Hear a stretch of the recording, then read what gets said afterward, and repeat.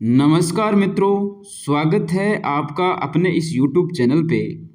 देखिए मित्रों, RPSC first grade का जो फर्स्ट पेपर है, जिसमें आपका जीके वाला पार्ट है, जिसके आपके क्वेश्चन आने हैं 15। ये पार्ट अपन लेकर के चल रहे हैं। इस पार्ट में अपने 3 जो टॉपिक हैं वो कंप्लीट हो चुके हैं, जिसमें पहला था आपका गुप्त काल। इसके नेक्स्ट अपन ने टॉपिक पढ़ा था मुगल काल, और मुगल काल के बाद में अपना जो 1857 का संग्राम है, 1857 की जो क्रांति है, वो भी अपन ने कंप्लीट कर ली है। तो जो भी पहली बार इस चैनल से जुड़े हैं वो चैनल को सब्सक्राइब ज़रूर कीजिए और वीडियो को ज़्यादा से ज़्यादा शेयर किया कीजिए, ताकि जितने भी जो फर्स्ट ग्रेड की तैयारी कर रहे हैं उन तक ये वीडियो पहुंच पाए। देखिए, आज के इस वीडियो में अपन बात करेंगे जो आपका जो नेक्स्ट टॉपिक है, भारत के प्रमुख राष्ट्रवादी नेता। इस टॉपिक की आज के इस वीडियो में अपन शुरुआत करेंगे, भारत के प्रमुख राष्ट्रवादी नेता। तो देखिए, साथ साथ आप नोट्स बनाते जाइए और रिवाइज करते जाइए। आपको ये नोट्स पढ़ने के बाद में किसी भी अन्य गाइड या बुक से पढ़ने की ज़रूरत नहीं होगी, ये आपके बेहतरीन नोट्स बन जाएंगे।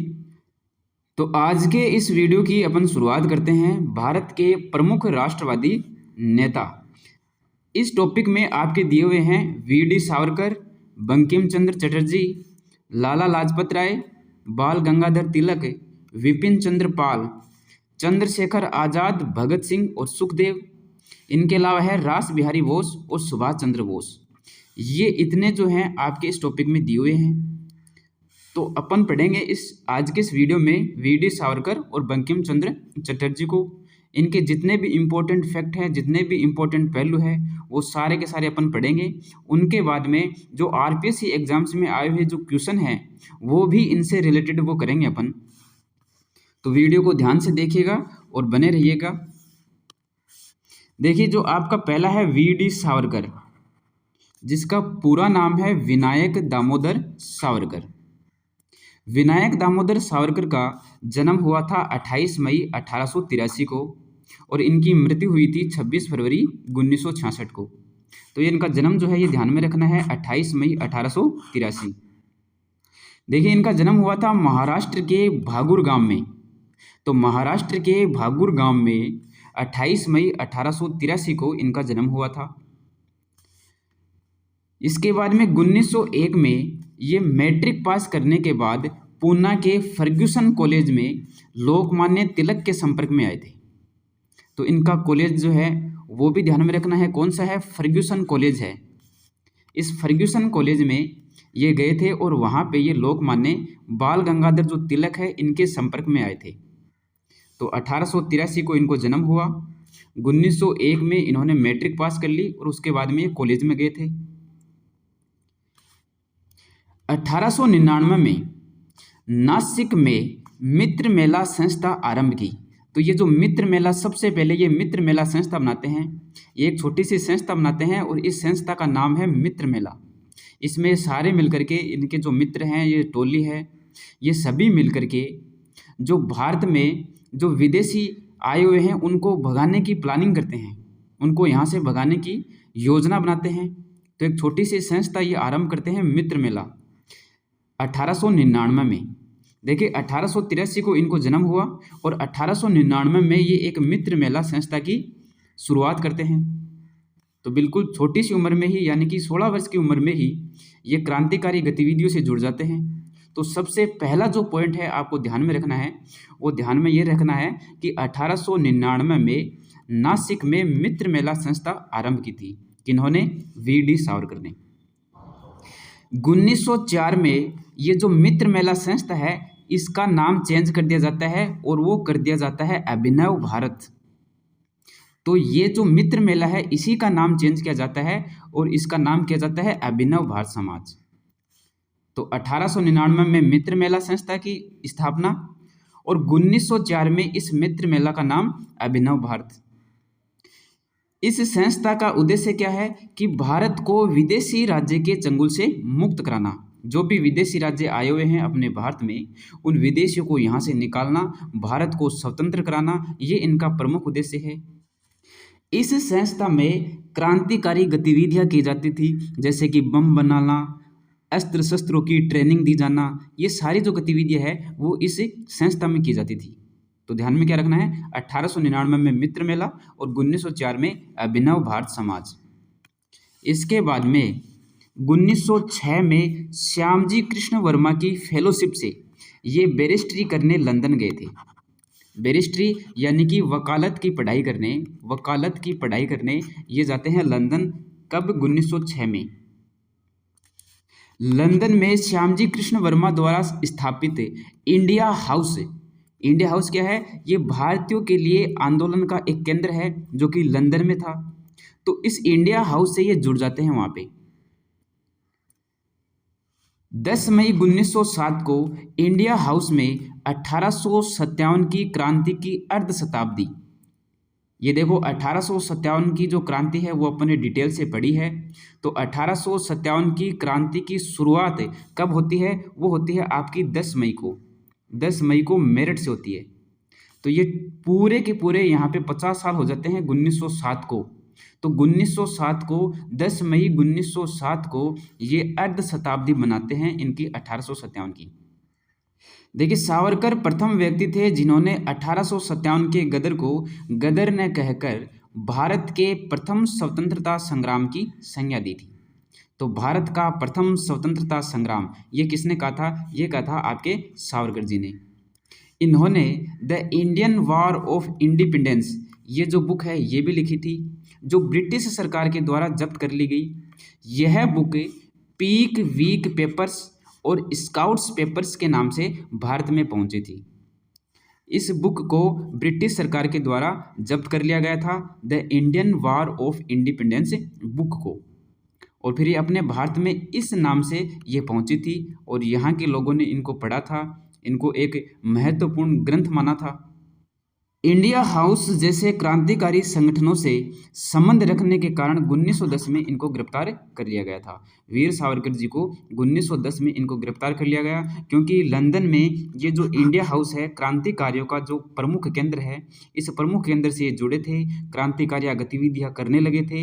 इन सभी वजह से इनको 1910 में गिरफ्तार कर लिया गया था। और ये जो बैरिस्टर की पढ़ाई करने गए थे, वकालत की जो पढ़ाई करने गए थे, वो भी इन्होंने कंप्लीट कर ली थी, लेकिन इनको डिग्री नहीं मिली थी। वहाँ के जो ब्रिटिश सरकार है उन्होंने कहा था कि अगर आप ये क्रांतिकारी गतिविधियां छोड़ दोगे तो हम आपको डिग्री भी दे देंगे, लेकिन उन्होंने क्रांतिकारी गतिविधियां नहीं छोड़ी। इस वजह से 1910 में इनको गिरफ्तार कर लिया गया। और 8 जुलाई 1910 को SS मौर्य नामक जहाज से इनको भारत लाया जा रहा था। तो ये समुद्र में कूद गए, लेकिन पकड़े गए थे। और पकड़े जाने के बाद में अंडमान जो द्वीप है वहाँ एक जेल है, सेलुलर जेल। ये सेलुलर जेल ध्यान में रखनी है। सेलुलर जेल में इनको भेज दिया गया। सावरकर ने अपनी पुस्तक हिंदुत्व, इनकी पुस्तक का नाम है हिंदुत्व, तो इस हिंदुत्व में हिंदू की परिभाषा दी और कहा कि यह देश हिंदुस्तान है जो हिंदुओं का देश है, और हिंदू वह है जो देश को अपनी मातृभूमि मानता है। तो ये जो कोटेशन है, ये कथन है, ये भी सावरकर जी का है, ये ध्यान में रखना है। 1937 को इनको जेल से मुक्ति मिली थी।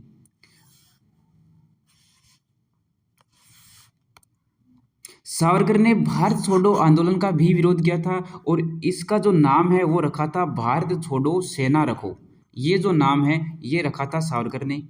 भारत विभाजन की स्वीकृति के कारण कांग्रेस के कट्टर विरोधी बन गए थे, क्योंकि कांग्रेस ने इस समय भारत के विभाजन को स्वीकृति दे दी थी। इस वजह से ये कांग्रेस के विरोधी बन गए थे। अंडमान निकोबार द्वीप के जो पोर्ट ब्लेयर हवाई अड्डा है, उस पोर्ट ब्लेयर हवाई अड्डा का जो नाम है वो वीर सावरकर हवाई अड्डा रखा गया है। ये ध्यान में रखना है आपको। इनकी जो आत्मकथा है मेरा आजीवन कारावास, वीर सावरकर की आत्मकथा का नाम क्या है? मेरा आजीवन कारावास।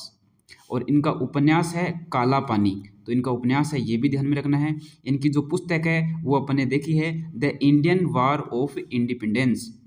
ये जो बुक है ये अपने भारत में आई थी पीक वीक पेपर्स और स्काउट्स पेपर्स के नाम से। तो ये एक ही बुक है, इसमें जो भी बातें लिखी गई है वो एक ही है, बुक का नाम अलग अलग है बस। The Indian war of independence, ये बुक इन्होंने लिखी है और इस नाम से ये अपने भारत में पहुंची थी, क्योंकि ये बुक जो है ब्रिटिश सरकार ने वहाँ पे जब्त कर ली थी। तो ये सारी बातें जो है वीर सावरकर से संबंधित आपको ध्यान में रखनी है। हर एक लाइन में आपको क्वेश्चन मिलेगा। वीर सावरकर जी के बाद में अगला अपन क्रांतिकारी नेता है वो पढ़ते हैं बंकिम चंद्र चटर्जी। 1838 में इनका जन्म होता है और 1897 में इनकी मृत्यु होती है बंकिम चंद्र चटर्जी की। तो 19वीं शताब्दी के बंगाल के प्रमुख विद्वान, कवि, राष्ट्रवादी, साहित्यकार और ये उपन्यासकार थे। इनका जन्म कांठलवाड़ा 24 परगना बंगाल में हुआ था और एक ब्राह्मण परिवार में हुआ था 27 जून 1838 को। तो 27 जून 1838 को बंगाल में बंकिम चंद्र चटर्जी का जन्म हुआ था। इनकी अगर शिक्षा की बात करें तो कलकत्ता के हुंगली में मोहसिन कॉलेज व प्रेसिडेंसी कॉलेज में इन्होंने शिक्षा पूर्ण की थी। ये कॉलेज के नाम भी ध्यान में रखने हैं, कई बार क्वेश्चन आ जाता है यहाँ से भी। तो प्रेसिडेंसी कॉलेज और मोहसिन कॉलेज, इन कॉलेज से इन्होंने शिक्षा पूर्ण की। प्रेसिडेंसी कॉलेज से बीए करने वाले ये पहले भारतीय हैं। शिक्षा पूर्ण करने के बाद में जैसोर के डिप्टी कलेक्टर के पद पर ये नियुक्त हुए थे और 1844 में companion order of the Indian empire इनको बनाया गया था। तो ये बंकिम चंद्र चटर्जी से संबंधित जो महत्वपूर्ण फैक्ट हैं वो आपको ध्यान में रखना है। एक तो इनका जन्म ध्यान में रखना है, एक इनके कॉलेज का नाम ध्यान में रखना है। यहाँ से इंपॉर्टेंट क्वेश्चन आपके आते ही आते हैं। हर एग्जाम में एक क्वेश्चन बंकिम चंद्र चटर्जी से संबंधित आता है। तो देखिए इनके प्रमुख उपन्यास और जो साहित्यिक पत्र हैं वो कौन कौन से हैं, तो इनको एक क्रम से याद रखना है, सिस्टेमेटिक तरीके से आपको ध्यान में रखना है। इनका जो पहला उपन्यास है जो कि 1865 में आया था वो है दुर्गेश नंदिनी। उसके बाद में है कपाल कुंडला, तो दुर्गेश नंदिनी, कपाल कुंडला और फिर है मृणालिनी। तो मृणालिनी यह 1869 में आया था। तो ये तीनों को एक साथ ध्यान में रखना है, दुर्गेश नंदिनी, कपाल कुंडला और मृणालिनी। इसके बाद में है आपका बंग दर्शन, ये 1872 में इनका एक साहित्य पत्र है। वंदे मातरम ये 1874 में इन्होंने लिखा था, राष्ट्रीय गीत है, ये इनका प्रसिद्ध गीत है। और ये जो वंदे मातरम है ये इनका जो उपन्यास है आनंद मठ, उस आनंद मठ में संकलित है। इनके एक उपन्यास का नाम है आनंद मठ और इस आनंद मठ में इन्होंने ये जो गीत है वंदे मातरम ये लिखा है। तो बंग दर्शन और वंदे मातरम। इसके अलावा है रजनी और चंद्रशेखर 1877 में। कृष्णकांत का वसियतनामा ये 1878 में। राजती सिंह है 1881, देवी चौधरानी 1884 और सीताराम 1886, ये इनका अंतिम उपन्यास है। तो इनका पहला जो उपन्यास है उसका नाम है दुर्गेश नंदिनी। ये इम्पोर्टेंट है, ध्यान में रखना ही है आपको। पहला उपन्यास 1865 में दुर्गेश नंदिनी और उसी टाइम पे लिखा गया है ये आनंद मठ। इनका अंतिम उपन्यास है वो है आपका सीताराम।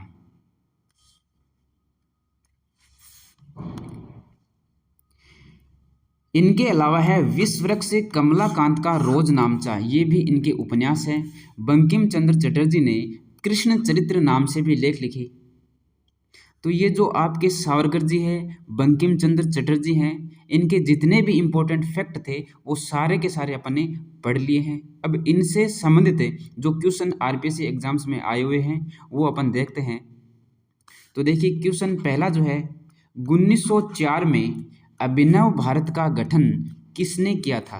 तो ये जो अभिनव भारत है इसका गठन किसने किया था 1904 में? वीडी सावरकर, विपिन चंद्र पाल, लाला लाजपत राय, सुभाष चंद्र बोस। तो अपन को पता है ये जो अभिनव भारत है जिसका गठन 1904 में हुआ था, ये 1900 में मित्र मेला के नाम से था।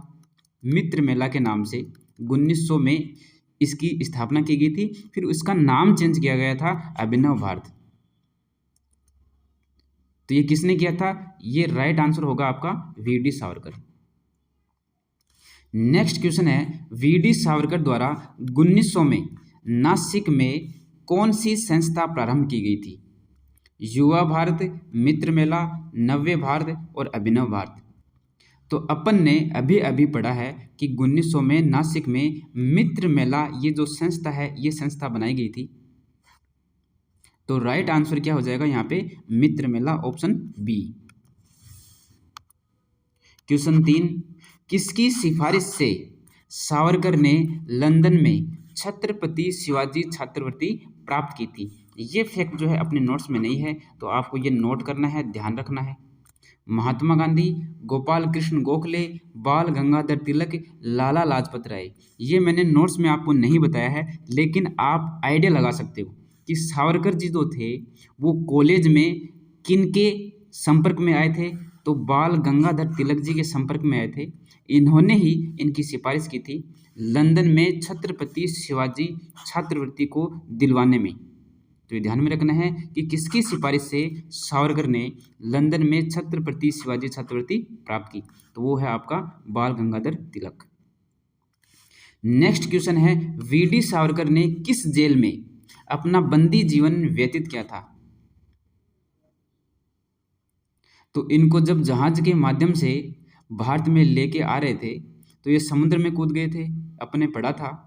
उनके बाद में इनको अंडमान जो निकोबार है वहाँ की एक जेल है उसमें इनको रखा गया था। तो वो जेल कौन सी है वो आपको बतानी है। Mandalay jail, Tihar jail, cellular jail और सेंट्रल जेल। तो राइट आंसर यहाँ पे क्या हो जाएगा? सावरकर की जेल का नाम है सेलुलर जेल। इस जेल में इनको रखा गया था। राष्ट्रीय गीत वंदे मातरम की रचना की? तो राष्ट्रीय गीत वंदे मातरम की रचना किसने की थी? रविंद्रनाथ टैगोर, बंकिम चंद्र चटर्जी, अरविंद घोष, जयदेव। तो अपन ने अभी भी पढ़ा है कि बंकिम चंद्र चटर्जी ने राष्ट्रीय गीत जो है वंदे मातरम इसकी रचना की है। तो राइट आंसर यहाँ पे हो जाएगा बंकिम चंद्र चटर्जी। राष्ट्रीय गीत जो वंदे मातरम है किस ग्रंथ में संकलित है? ये इंपॉर्टेंट क्वेश्चन है, आपको ध्यान में रखना है। तो ये रविंद्रनाथ टैगोर की गीतांजलि, बंकिम चंद्र चटर्जी का आनंद मठ, जयशंकर प्रसाद का कामायनी और फ्रीडम एट मिडनाइट, इनमें से कौन सा आंसर इसका होगा? तो वंदे मातरम जो गीत है ये बंकिम चंद्र चटर्जी के ग्रंथ आनंद मठ में संकलित है। तो राइट आंसर यहाँ पे क्या हो जाएगा? Option B. तो ये 6 जो क्वेश्चन है, इन 6 क्वेश्चन में आपके कितने क्वेश्चन सही हुए हैं ये कमेंट बॉक्स में बताइए ईमानदारी से। और वीडियो को बार बार देखिए, रिवाइज कीजिए, अच्छे से नोट्स बनाइए, कहीं भी भटकने की ज़रूरत नहीं है। इनको पढ़ने के बाद में आपको किसी भी गाइड की आवश्यकता महसूस नहीं होगी। और जो भी इम्पोर्टेंट फैक्ट अगर आपके बच गए तो अपन आगे इन सभी टॉपिक के क्वेश्चंस करेंगे आरपीएससी एग्जाम्स में जो आए हुए हैं उनके। तो आज की इस वीडियो में इतना ही, मिलते हैं नेक्स्ट वीडियो में, तब तक के लिए धन्यवाद।